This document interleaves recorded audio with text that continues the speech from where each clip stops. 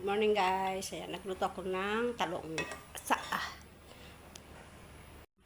Ayan guys, oh. Simpleng luto lang siya. Pero sobrang sarap. Pwedeng panghandaan to.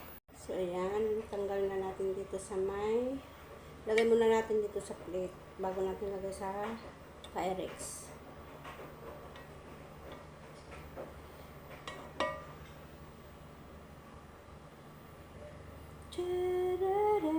Masarap to guys. Promise. Pwede itong mga sa handaan. Pwede yan sa kasalan, sa mga birthdayhan. Pwede to sa mga ano to? Basta sa handaan. Pwede.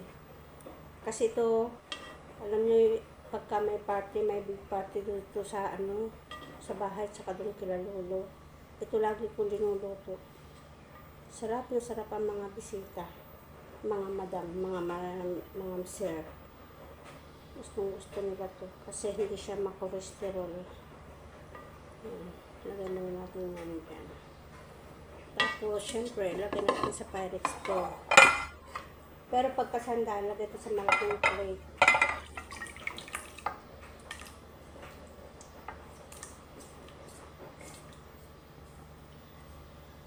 Lagyan ko lang ng sibuyas. Yung pahaba ang hiwa. Tapos garlic sauce. Yan. Tapos syempre lagyan na natin ito. Yan. Paulit-ulit lang. Paulit-ulit lang. Ganyan lang siya guys. Gustong-gusto to ng mga madam pagka nagluluto ako sa handaan sa party. Gustong-gusto ng mga madam ito. Diyos ko, lagi na uubos ang aking linuluto.